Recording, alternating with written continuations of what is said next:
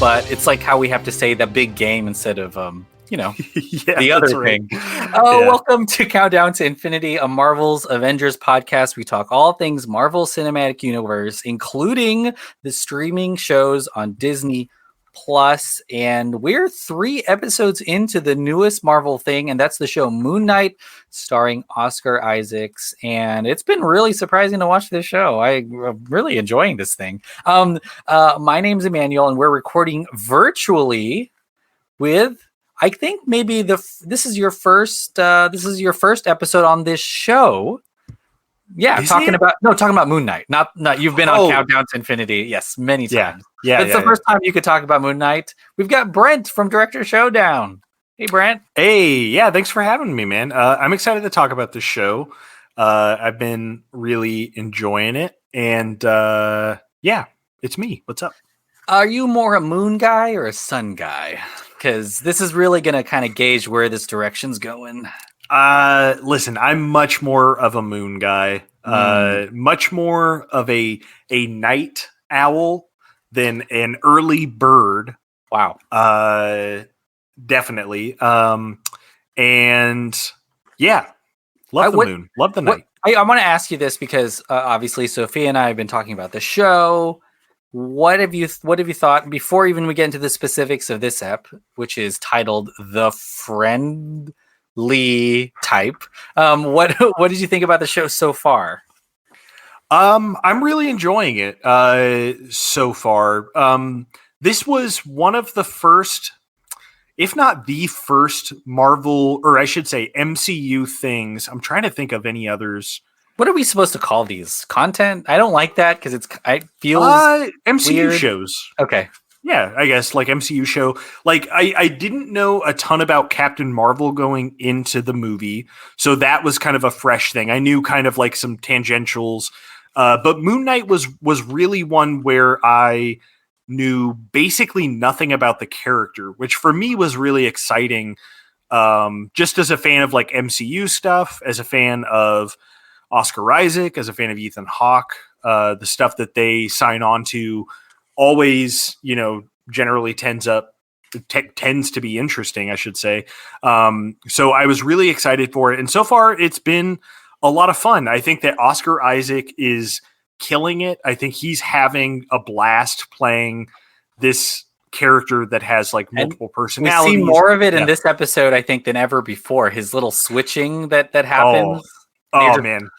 They're not even cutting away anymore. They're just, let him do it. Yeah, exactly. They don't even have to. It's like, listen, put a rest to let it on the mirrors. Yeah. We don't need the mirrors. Just let this guy who's just like a generational talent, just vibe it and just jump from, special ops American to like bookish British guy, because it's great. It's so fun. Oscar Isaac, we obviously talk about him every week now because of Moon Knight, but he's really just checking off everything off his list. He's got Star Wars, he's checking Dune off his list, the Coen Brothers movie, he's checking that off of his list. He's doing great. Yeah, definitely, man. Yeah, I mean, he really is just like, I don't know if it's for him like a one for me, one for them type of thing. Yeah. It doesn't even really feel like that. Like it feels like watching interviews and stuff that he's been waiting for, maybe, I don't know if they've talked to him about other MCU projects, but I can definitely see why he wanted to take this one, because it's something that I also like so far about this show, especially like the first episode when it really entrenches you in, Steven's life, the one who works for the museum and stuff like that, where I was really almost taken aback by that episode in a good way, of being like, oh, this is maybe the first Marvel show or movie that really, really actually is more of a character focused thing. Obviously that is changing because it's a Marvel project. It's an MCU project, and the scope of it's getting bigger. There's more action now for sure. But I think that character stuff is still very ingrained. And like after that first episode, I really felt for Steven. And I was like, I really like this character that they've made. Like he's very kind of nervous, and he's dealing with this kind of like dark thing that he doesn't understand. And so far, I'm really digging the show. It's got a good like plot so far, and the kind of world and the characters, so far are really great. But the Egyptian gods and kind of being in that space. Yeah, I think I totally agree. It's one of the coolest things I think about the shows. Movies are so efficient, and I mean, it doesn't get any more efficient than Spider-Man No Way Home or Avengers Endgame, where you have a million characters in one thing. But these shows, Loki, WandaVision, Moon Knight, they really do have these meaty roles, or at least these characters that are super nuanced. I think that's why everyone loved WandaVision so much, or why Loki, everyone was really commenting on Tom Hiddleston's performance, because there's a lot for them to do, and it's very introspective, and it's not like they're just, reacting to these really big game-changing stuff. Like, they're actually figuring things out, and, have these really big emotional long stretches of unsure things happening. And I think that's what's really exciting about the shows. And Moon Knight, no exception. So when we last met our friends, I guess we'll call him, Mark Spector, all of them, like he was in Egypt, and we get a lot more of that in this episode. Brent, what did you think about this third ep? What do you think about the meeting of the gods? There's, Arthur Yarrow seems to be like at the doorstep of getting a mitt. Konshu is, doing really well until he's not. And this is the midpoint of the entire series. So there's a lot of Dark Night of the Soul thing going on, which is, let's take his power away, which is something that happens a lot in other stories. But this is kind of when all that stuff happens. Brent, what'd you think about this episode? Yeah, this one was great. It's another like kind of exploring the world of the lore, if you will, whatever, of this kind of character being Konshu and Mark Spector and Steven. I'm forgetting his last name. Grant. Stephen Grant. The meeting of the gods stuff was really interesting. It made me really kind of like curious about, I don't know, the Eternals really opened us up to, godlike beings, right? Cosmic entities. And this show, again, in a way that is maybe doing it in a more subtle way, because it's just kind of one scene, right? But it's like, the Egyptian gods are real. They have avatars on Earth. They're kind of taking a back seat. And no, listeners, these are not giant blue people. We're not talking about those avatars. I almost thought you were talking about Gods of Egypt for a second.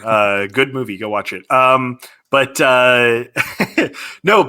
It's really interesting. I do really love the kind of the adventure of the show. Like now that Mark Spector is obviously, because Stephen Graham is a much more kind of bookworm kind of research oriented guy who does not like conflict and things like that, which is obviously so fun to watch Oscar Isaac play.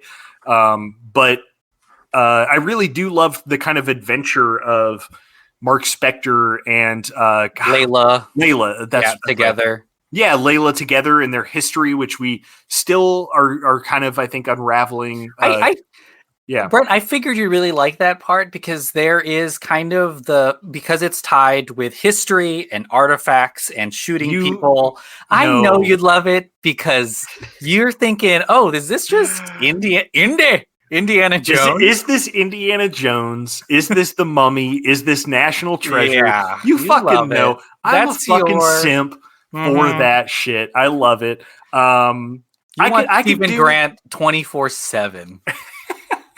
Exactly. But it's like, but it's funny, because Mark Spector is kind of the more Indiana Jones guy, even though, he doesn't know everything Mark Spector or Stephen Graham knows.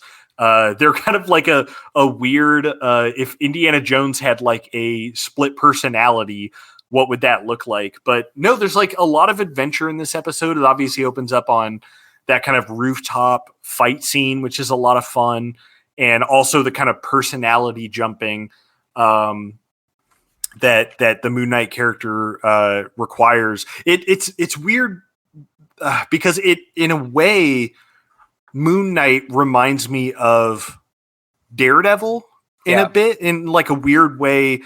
Not anything kind of specifically, but just the fact that like this is a like multifaceted kind of character with like multiple different kind of weird things going on with them. Like it's Daredevil in the sense that like he is, he is blind and he has like he's a lawyer. He's a lawyer. That's like a big part of the comics. All of his other senses are heightened, and Moon Knight is also a thing where before Konshu, he was already, first of all, he had different personalities, but he was also dealing in as a mercenary, black market antiquities with Layla before Konshu. So just adding that element, takes it to another level. And and I think that kind of similarity to Daredevil is part of the reason why I'm digging it so much, because I just love I love when Marvel characters are, obviously I love like Captain America, who's like a very straight and narrow kind of like easy to understand character, but I love when Marvel has these characters that are like complex and multifaceted, and then they execute their stories well. And so far, I'm really loving that about, Moon Knight. And this episode was, further detail of that, I think. Yeah, there's a lot of the classic, and I wouldn't even say this is a Marvel thing. This is like an adventure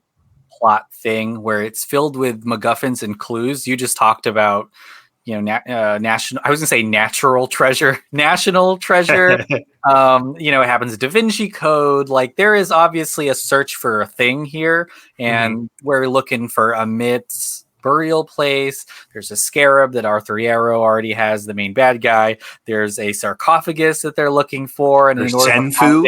There's a lot going on. I want to talk about let me make sure I have his name correctly here from the comic books. Anton Mogart, the Midnight Man, who is kind of just in this black market realm as well, friendly with Layla. They exchange, I guess, stolen goods or something like that. He's introduced in this episode, and this episode is dedicated to the actor Gaspard Ulliel, who tragically died earlier this year. But what do you think about his character? Kind of this, and they talked about Madripoor. I don't know if you caught that there too. Something from Winter Soldier. Winter Soldier, it seems like we're kind of unfolding this giant layer of maybe illegal. And you know what? This also happens in Shang-Chi, I think, right? Like there's that giant underground criminal world that we kind of didn't know about. Do you? What do you think about all that stuff? Yeah, I'm that's all shit that I just absolutely eat up, man. I love it. Like when we first see, where did they go to meet him? What was the city? Oh, geez. Yeah, but when they first show it, I thought it was Madripoor. It's fake. Yeah. Although someone did. It's fake, but someone did sell me tickets. So. Oh well. Wherever it is, I'm going. Yeah, you should. It looks like fun. Not a scam. Yeah, definitely not a scam at all. No. When they first showed it, I was like, "Oh, are they in that city from?" Like Captain America and the Winter Soldier. No, Falcon and the Winter Soldier. Yeah. That's what the next one's gonna be called. No, I love all that stuff. I didn't know Gaspar Ulliel was playing, like, I don't know why it's MCU, it's Marvel. Of course, most main characters are going to be playing somebody from the comics, but he's called the Midnight Man. Is that what you said? Yeah. And he's not necessarily a big superhero or villain. He's just, he's a like character, the Kingpin. He's not like a magical pin. Although, I don't know. Hey, maybe he's got one. No, but I thought he was he was really good in the episode. He has like such presence. And he obviously passed away in, I think it was a skiing accident earlier this year, which is really sad. But I think he's great in the show. He has a great look I mean, you see this guy as soon as I didn't realize it was this actor yet when I saw him, but I was like, this guy's trouble. Yeah. Oh no, Layla knows this guy. This is going to be bad news, and it was. That I guess we can talk a little bit because he's primarily one of the sources here for what I'm about to talk about. But there's this really amazing, I think, fight sequence. Maybe one of the first times we see Moon Knight, Mr. Knight, all the powers. He's getting stabbed. It's maybe one of the biggest action sequences so far in the entirety of the show. Where he's using, the cape from the comics. He's like flying down. He switches bodies. He's using all of the tools that he has. Layla's also, I was really surprised. Layla also, murdered some people herself. But it's kind of it's kind of the big showdown here between Anton and Moon Knight. As Arthur, I guess, Yarrow just escapes or something. But it's kind of the biggest set piece, I think, in this episode. And it's interesting and it makes sense because they're about to take his powers away. As we'll talk about this towards the end, but something happens and Konshu is no longer attached to Mark Spector. And we don't even know if he's alive by the end of this episode. But I thought it was really clever to show Moon Knight and Mr. Knight all of his prowess and all of the things that make him an iconic character, show all of that power, taking out all of Anton's sidekicks and him himself, and then take it away. Like, I thought that was really, really clever because who knows what's going to happen next without all of those capabilities. He's just himself. Yeah, I'm curious. We'll talk more about that, but I'm curious how long that's going to last. Yeah, in a show called Moon Knight. I don't think. Probably, we'll see. But that scene was really great, and especially for me as somebody really, really new to Moon Knight, it's been exciting. Like I said, like from the first episode, being like, okay, what is this character? What is this story? What are the supporting characters' deals? That was really helpful, I think, to me, just to see the kind of full gamut of his abilities coming together. Really invincible, I think, because he was stabbed multiple times. Yeah, and Konshu mentions earlier in the episode to set it up, I think, like, what would you do without my healing abilities? That's a direct line to the end, but like, basically invincible, can just take any hit, take any spear, I guess, is what those were. It's pretty vicious. And it is pretty vicious. Even before this, when he's shaking those guys on the roof, that's pretty wild stuff too. Really intense. With Mark Spector with the knife fight. Yeah. And he kind of dips stuff. out. Yeah. I mean, what we've got before we get to, this whole episode, before we get to kind of the repercussions and what we think may happen, some of the biggest loose ends that are still left on the table. There's so much authenticity going on here, and I think this is from specifically the showrunner and the director of this right now of this episode, Mohammed Diab, to have just the culture in Egypt be portrayed authentically. There's stories now of them. There's a cab driver in this episode that was flown in from Egypt, so they would have a really great seeming interaction instead of it being kind of a canned thing. They want to show Egypt as like a vibrant setting and not so much portray it like as a foreign place. And I think we've already kind of gotten those touches even in the last two episodes. But in this episode, it made me feel like there should just be a straight up action movie set here that stars and maybe is created for fully Egyptian characters, because it seems like a great setting, and I know it kind of serves somewhat of a background in this episode, but I think it's really cool to see that Marvel is expanding outside of New York or where else they are. I think that also was a thing that until you even said that, I maybe didn't clock, but like in also because a lot of it truly, like in the past, has been or felt like sets, or has been maybe Atlanta and things like that. Like the global nature of this show in the kind of like globe trotting and kind of like getting different cultures in there is something that I love to see. Like I said, I fucking Indiana Jones, National Treasure. Yeah. Like it's that shit I fucking eat up. I love adventures that take place all over. And it's really cool that they also like that cab driver interaction makes more sense after you say that now, where he's like, Oscar Isaac jumps into Mark Spector all of a sudden and he's speaking Arabic and he's like, oh, you speak Arabic now? Yeah. And it's like that was really funny. Yeah. So yeah, I agree. I think that would be awesome to see. I'm also interested. I mean, this is kind of bigger lore stuff, and I don't want to think too much about the comics because you know I'm a lore. Well, it's slut, my man. There is something going on here, and I'm gonna make sure I get this because I don't want to mess it up. But there's a reference to something similar. You talked about the Eternals a little bit, but there's something called the Overvoid. I'm glad you brought this up. I don't know anything about it, but I'm glad you brought it up. Have turned this off already, but it's really not that difficult. But I'm going to go down the list of the gods that are, or the avatars please that went through here. Oh my gosh, where is it? Oh, okay, so Horus, Isis, Tefnut, Osiris, and Hathor. All of their avatars are here. They ultimately, make a decision about Konshu, and they reference the Overvoid where they're from. And the avatars where they're just kind of observing. So if imagine Overvoid being the home of Konshu, like the way you see him, in the background of the show, but it's just another kind of parallel place, what's the name? Where the Odin? Oh my God. What is it called? Why am you started saying that and I was like, oh fuck, I can't remember it either.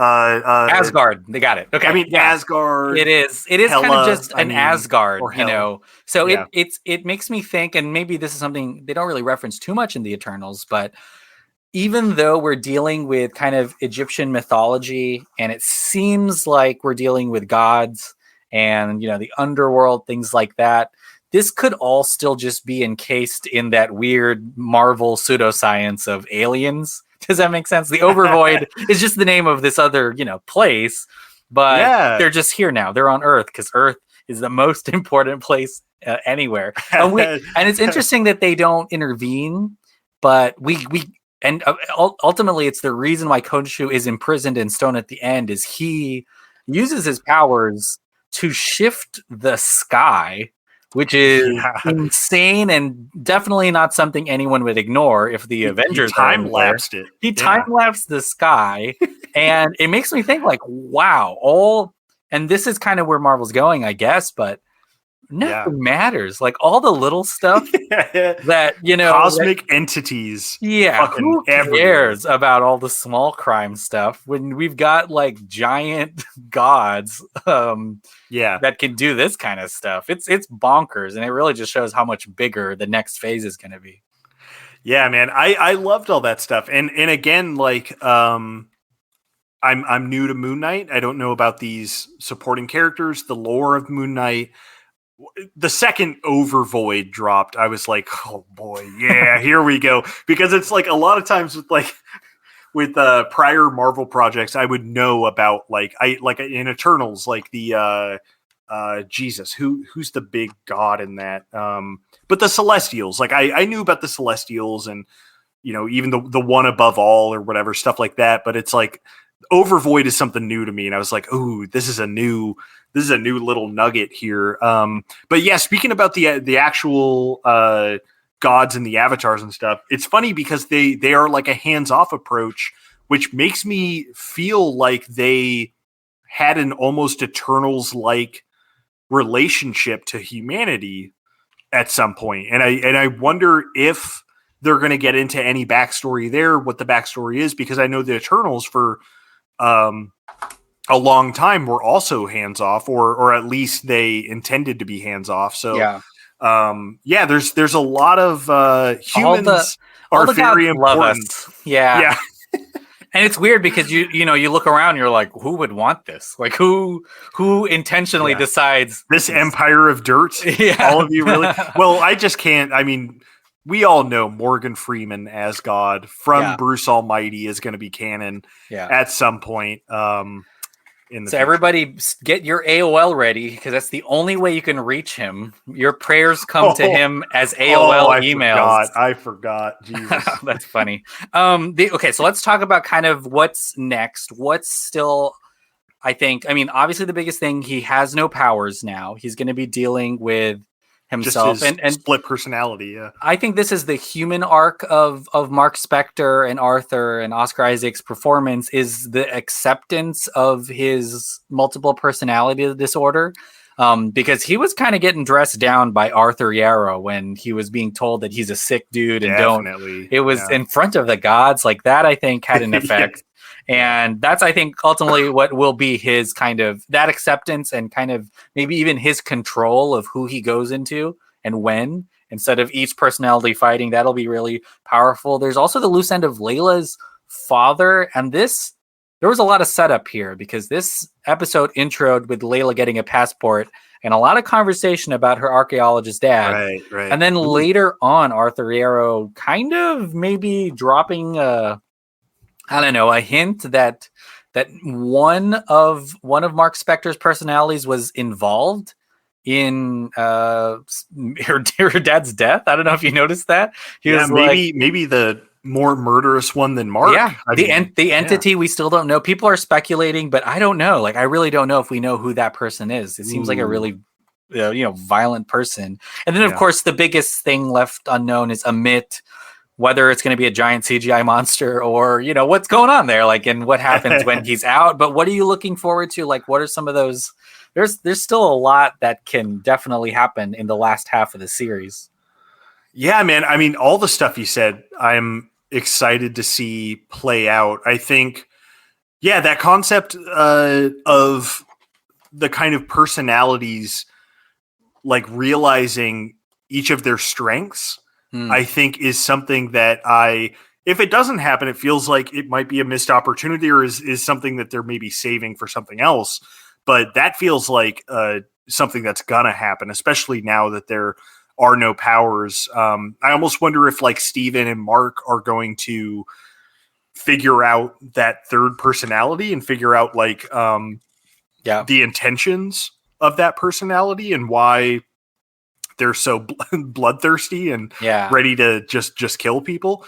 All that stuff I'm excited for. There clearly is stuff with Layla's dad that I think is going to be that's going to come to the light. And then Amit. Amit. Yeah, I think it's Amit.